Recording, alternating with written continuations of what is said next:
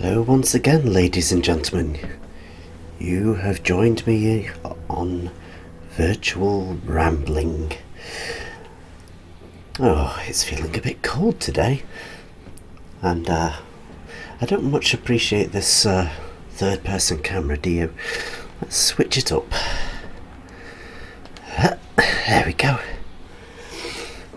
Now, as you probably saw from the title card, today we are exploring No Man's Sky. This build is the next build. Now, if you have no idea what that means,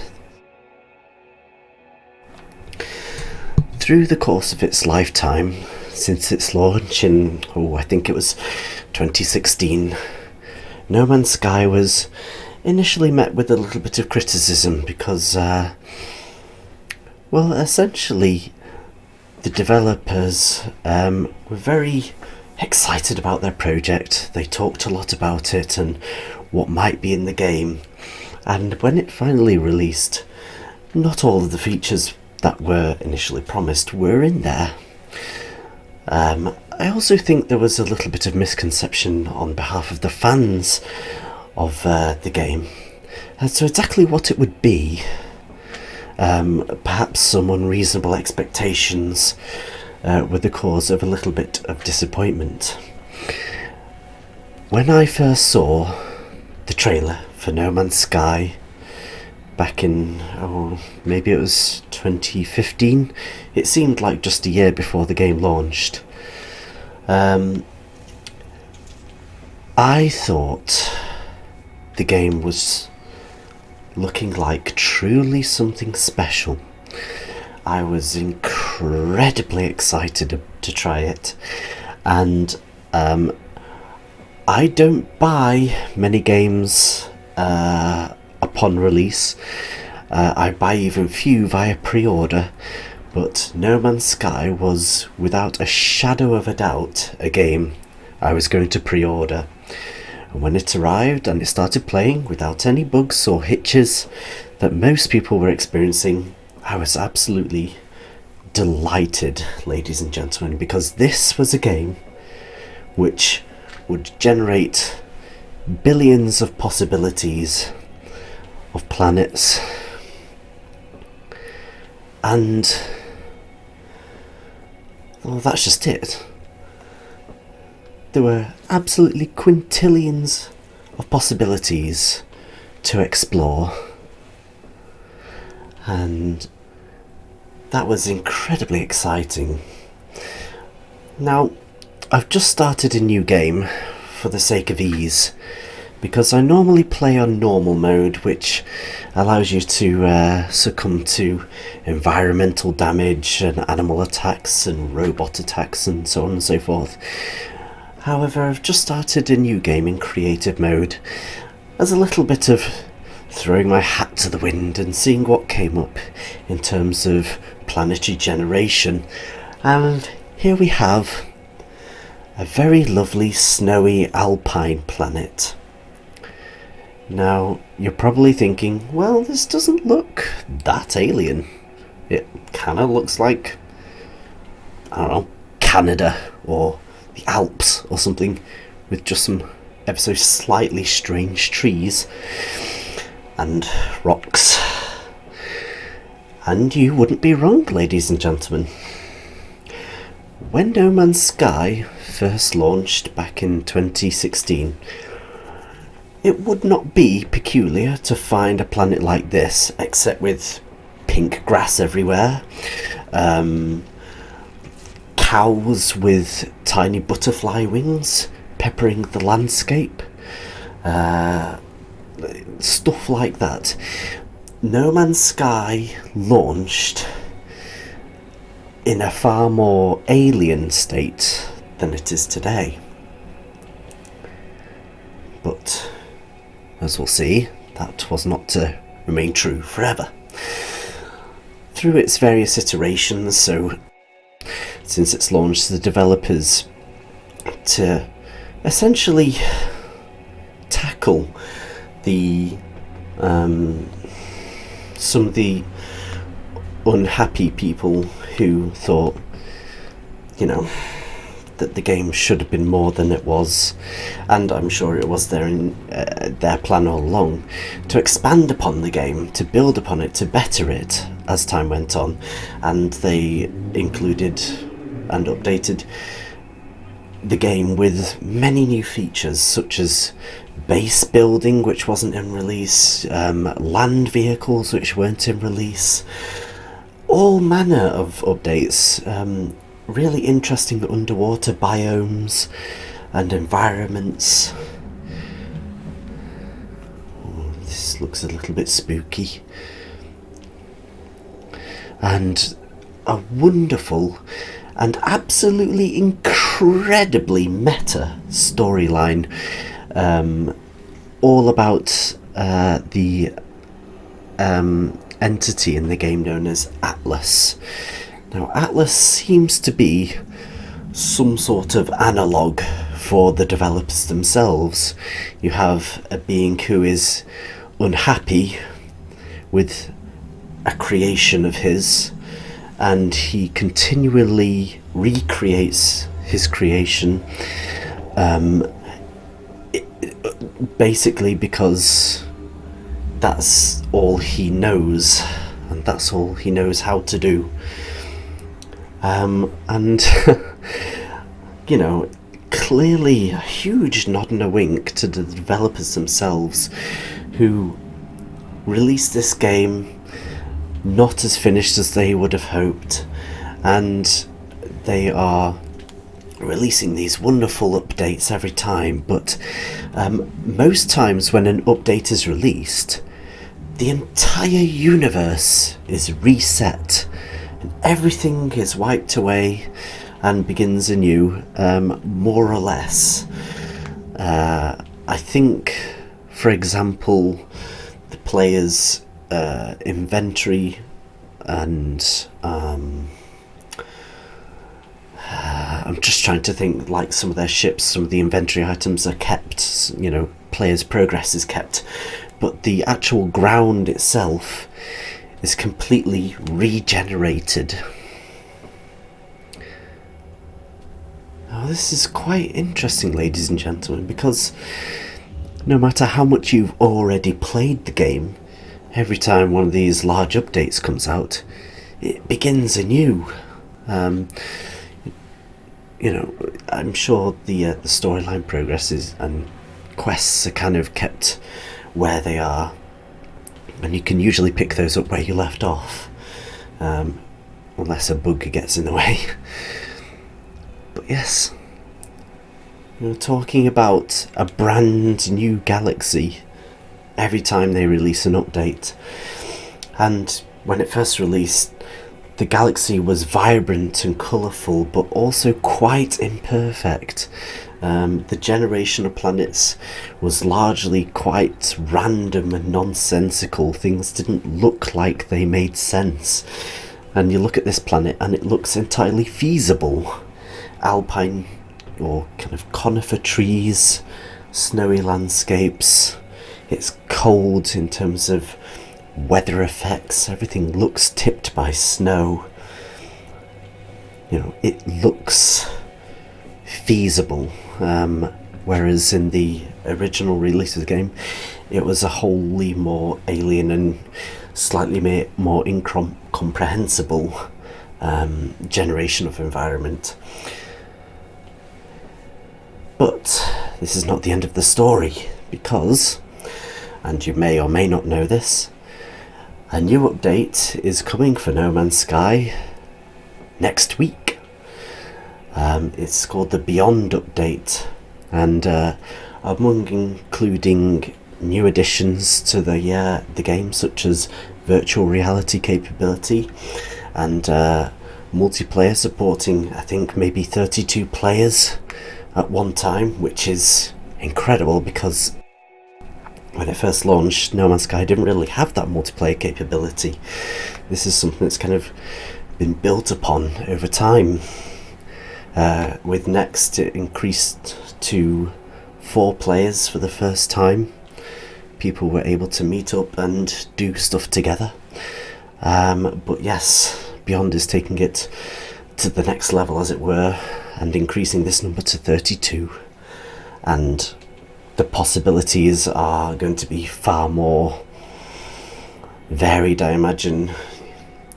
Perhaps some MMO-inspired quests will be cropping up in terms of, say, taking down large creatures or having large dungeons to explore, all of which will be procedurally generated and, you know, essentially infinite in content. But the best thing about Beyond will be its so-called third component, which is more or less being called No Man's Sky 2.0. It is essentially, well, an improvement upon almost every single aspect of the game. Spaceships, customizations of characters, numbers of alien species, space stations themselves. Just about everything is getting an overhaul, it looks like, and new systems are being introduced as well, such as improved base creation and this kind of stuff. I just thought I'd head to the nearest planet here because I don't want to spend too much time in space. This is supposed to be a walk after all, and I like the look of this orange moon over here. It looks very Mars-like, doesn't it? Almost looks like it's got a kind of snowy cap. In fact, the planet itself looks like a giant orange, don't you think? It looks kind of pock-marked, just like the skin of an orange. I'll just speed up a little bit as well. There we go. A little bit faster.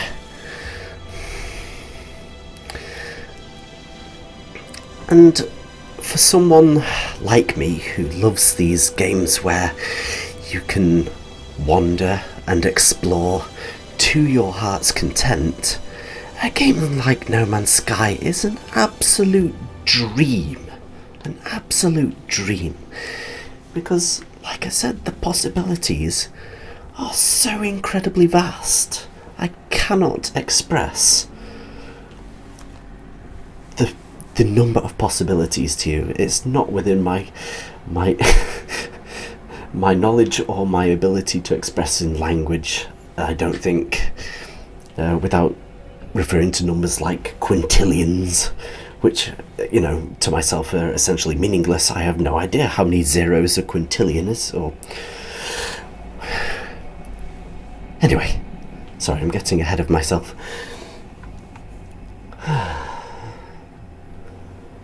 So look at this planet.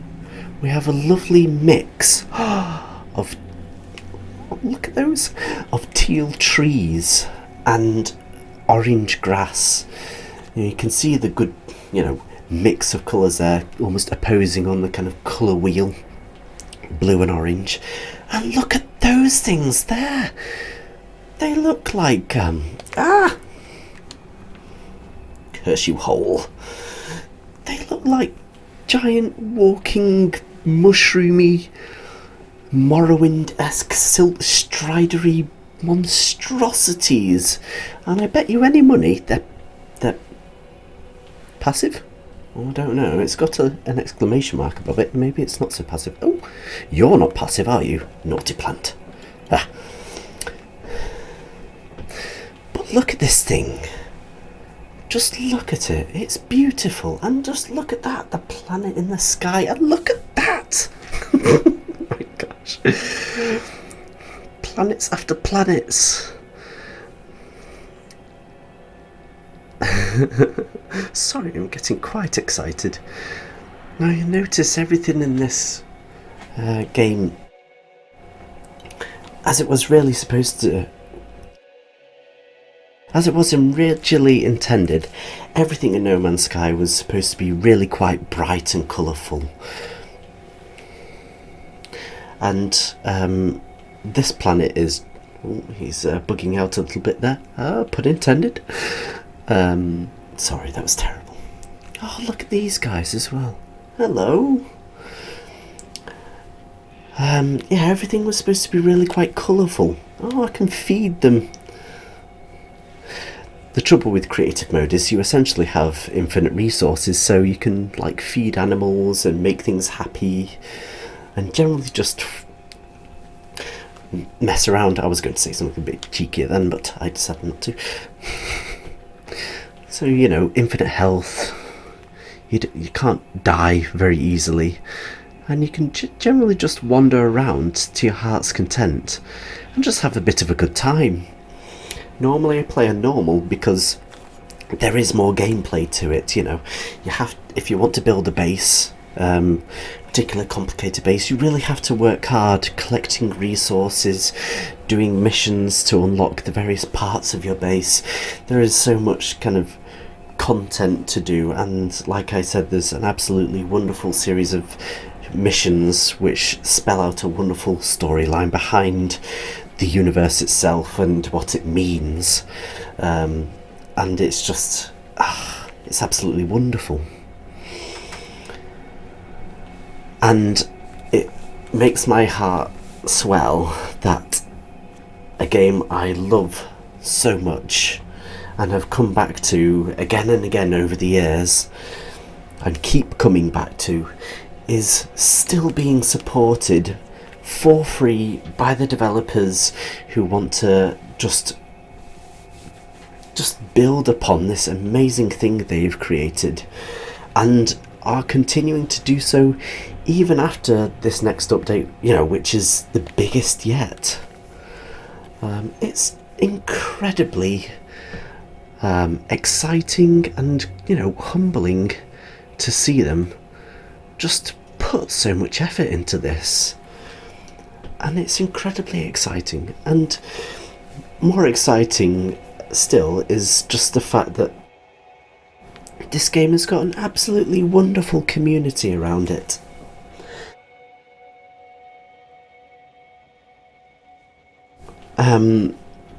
People amass around the centre of the galaxy, the Euclid galaxy, which is the one that all players start in, before they get the opportunity to move on to other galaxies.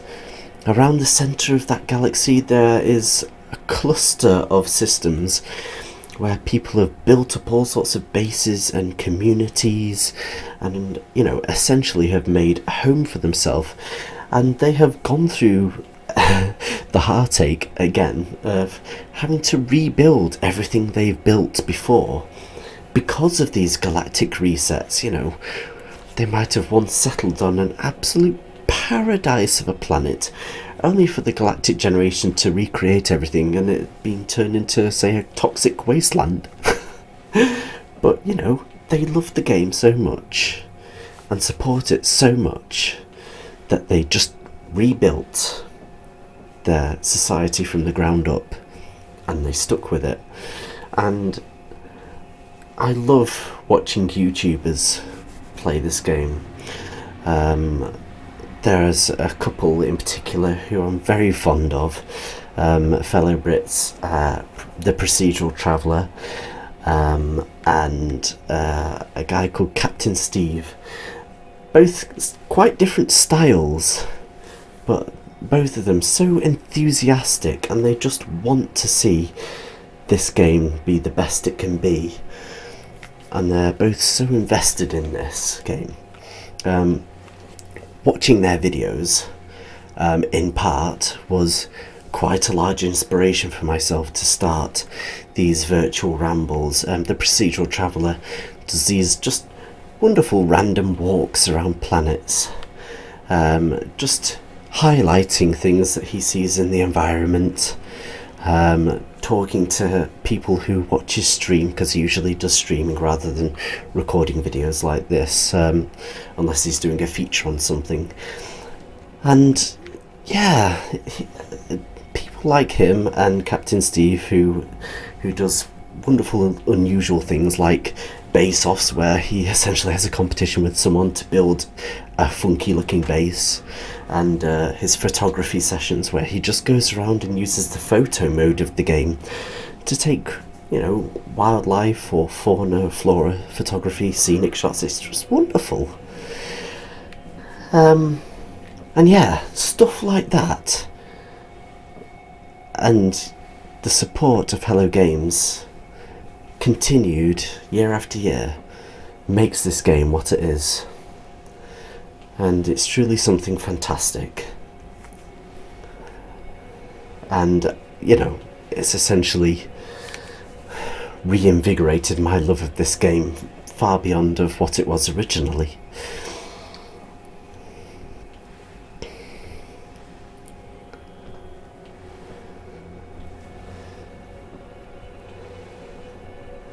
You can see that the landscape has shifted to this quite rocky area of hills.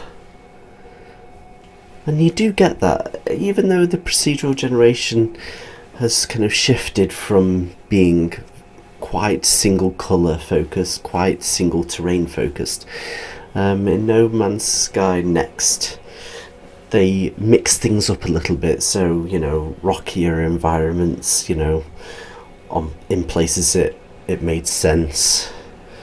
And No Man's Sky has always had quite interesting cave systems as well. I was just going to see if I could find us a good cave, because literally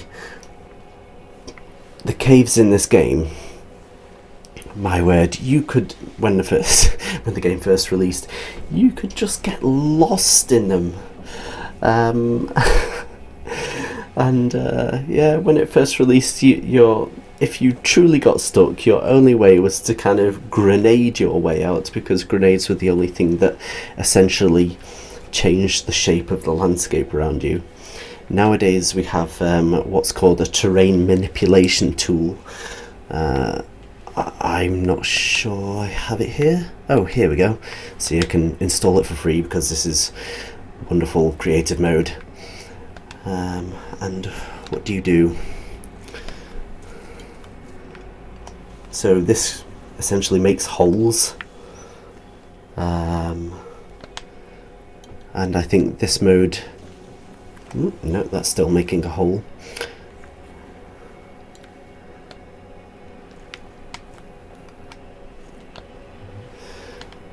I can't remember how to switch the mode of my manipulator. But you essentially get a mode that allows you to build the environment rather than mine it. Oh, I just pressed the scanner button there. So this is called the scanner. And I love this aspect as well. It reminded me heavily of Metroid Prime. You can scan the environment for its creatures and get little bits of information on them. You see these symbols, instead of them being on the map all the time, such as in a game like Assassin's Creed. You can essentially just see them in this mode, and it kind of points you towards points of interest.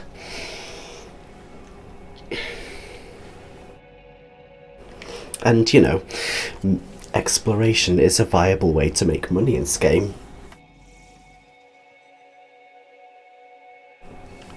because you can essentially scan things and get money for them. So, you know, you don't have to become a trader, or you don't have to seek out expensive resources. You can just mosey about the environment scanning things, and the more things you scan, the more money you get. It's great.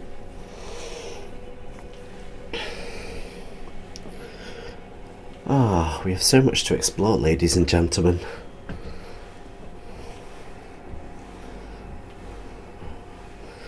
Let us walk back to... Oh, is that a cave there? No. Although if we dig a little further, it might be.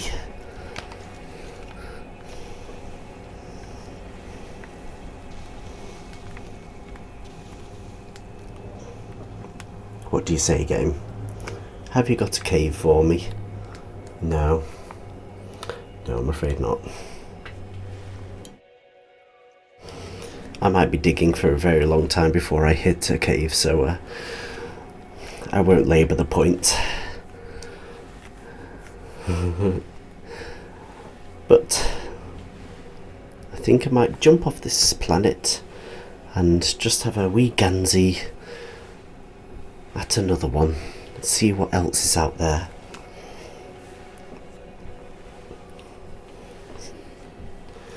So yeah, when this game initially launched, people were like, what do you do in the game?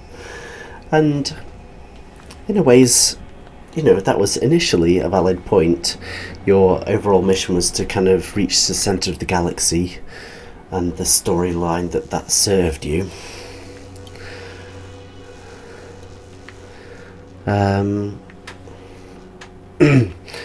But now it's got so many kind of other little storylines to it, and there are more things that, you know, you can focus on earning money to improve. So they introduced all these different freighters you could buy, and those freighters themselves, you can build a fleet around them, and then you can send that fleet on missions. You know, it's an incredibly intuitive but excellent game within the game, as it were. It's fantastic. And like I said, base building is another big thing. You know, no matter where in the galaxy your base is, you can build a portal to it, so you can explore to your heart's content, and you know, you can always return to where you've built your home. It's great, absolutely fantastic.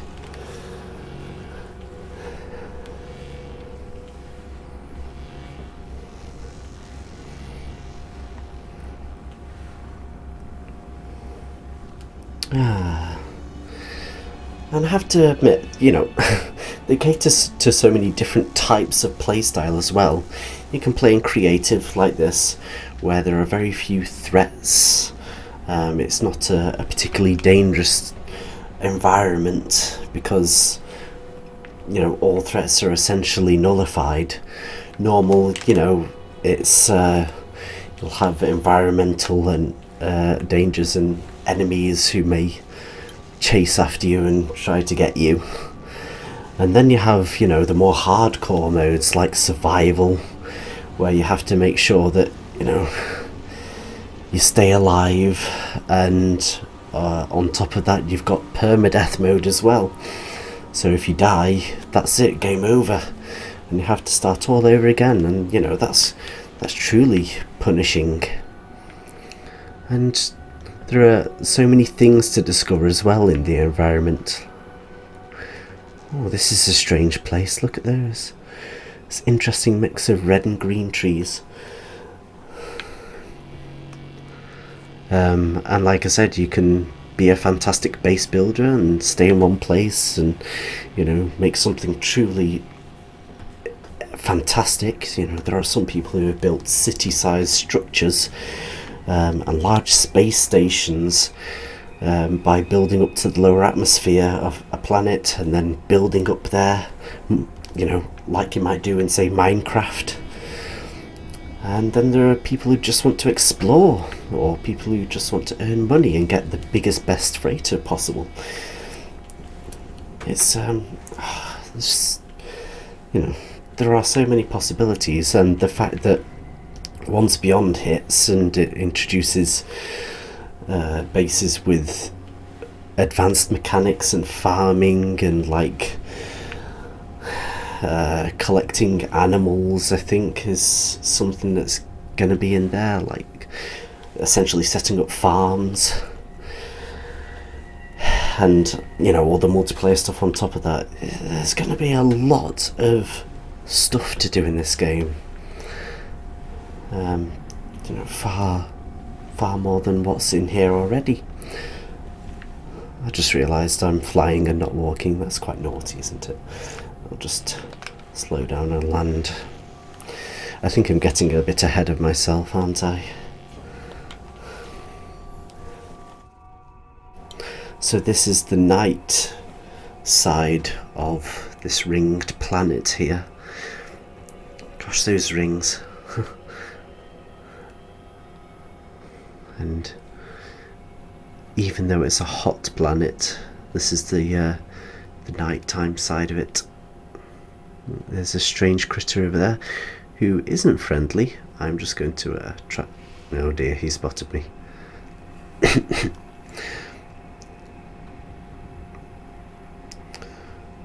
might just have a little wade in water as well, just to show you a little bit of the underwater environments. Oh, look at these strange plant life. I'm just going to pretend I'm walking on the bottom of the ocean for a minute, or the bottom of this lake rather. Look at these strange creatures as well. Strange sea creatures. And you know, you've got all the alien fish life as well. I have to admit, in its current state, the aquatic life in No Man's Sky is a bit samey. You know, you always get these jellyfish creatures, these kind of almost sword-like fish creatures. But it's still incredibly pretty to look at. You've got these strange kelp here, and the sun is coming up and you can see the water getting a warmer colour, and all these unusual fauna and rock formations as well.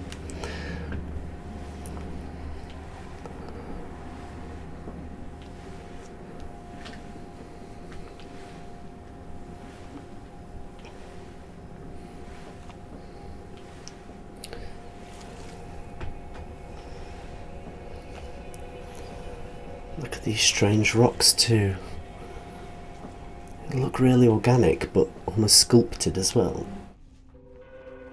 As if they're made to resemble animals of some sort.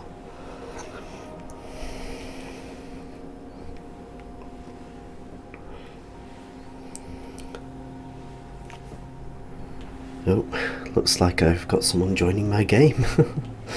Oh, that's funny. I don't think that's ever happened before.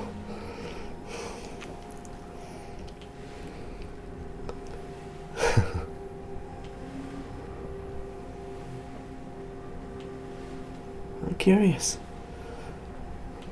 Oh, there's another unhappy animal.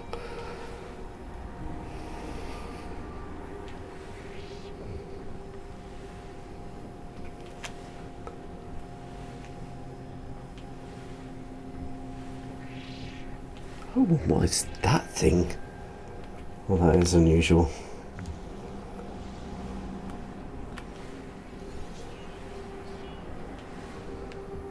I can't pronounce that. It says it's skittish and it's not wrong. Oh.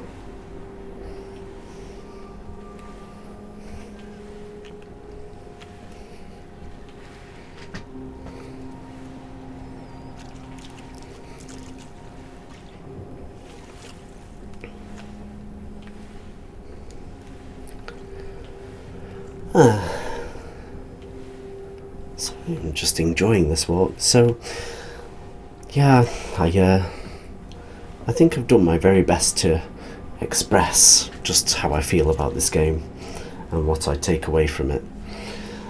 And I just can't wait to see what happens next. Well, beyond next. Haha.